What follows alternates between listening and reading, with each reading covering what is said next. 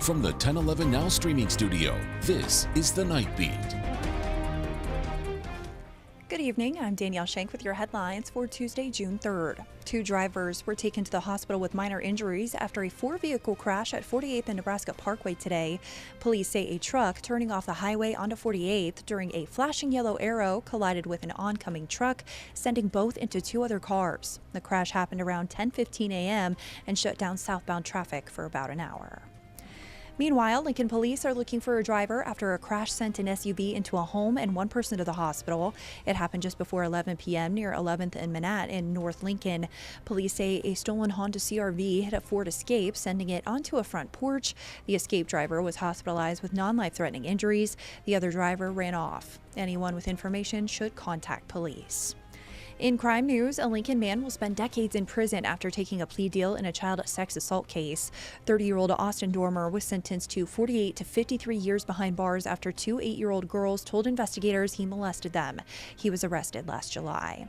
Meanwhile, in southwest Nebraska, 2 overdoses in 3 days, one of them fatal, have the state patrol sounding the alarm about counterfeit pills. A 22-year-old woman died in McCook, and a non-fatal overdose happened nearby in Culbertson. Both cases are under investigation, with authorities suspecting the pills contained lethal synthetic opioids made to look like legitimate prescriptions. Now, our state auditor is raising red flags tonight, pointing to possible fraud and misuse of taxpayer dollars in 8 counties.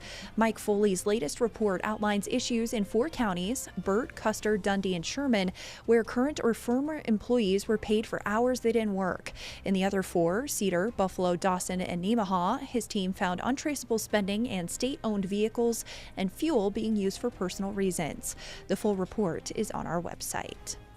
Governor Jim Pillen announced he won't veto several bills passed late in the legislative session, including 2 key proposals from Omaha Senators Megan Hunt and Terrell McKinney. Hunt's bill protects Social Security benefits for foster youth by ensuring funds go into trusts instead of covering care costs. McKinney's bill establishes 2 24/7 family resource centers in Omaha to address family issues and provide mental health and substance abuse support. Both bills passed by narrow margins. Switching gears, one of the top softball players in the nation, Husker pitcher Jordy Bahl, has a new title, Nebraska Admiral. She received the state's highest civic honor after a dominant junior season, earning Big Ten Pitcher and Player of the Year while leading Nebraska to its best finish in over a decade. Bahl now joins a legendary list of admirals, including Tom Osborne, Gene Autry, and several former presidents.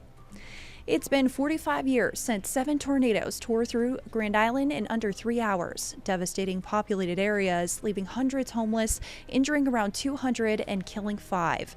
Known as the Night of the Twisters, the KHAS news team provided nonstop coverage as sirens blared. After the storm passed, the community began assessing the damage. Driving down South Locust, you're just like, there's the bar that I've been to a million times. There's the drive-through restaurant that I just grabbed food at yesterday and things like that, just totally destroyed.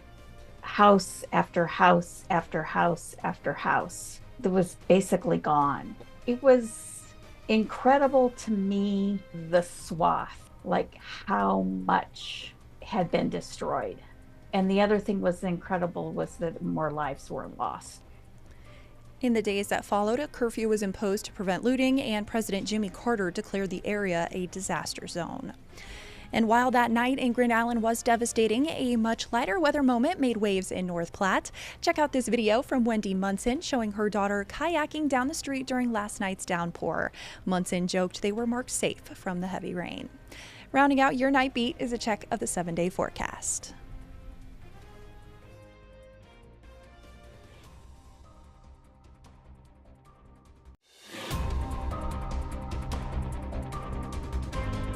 You've been listening to The Night Beat.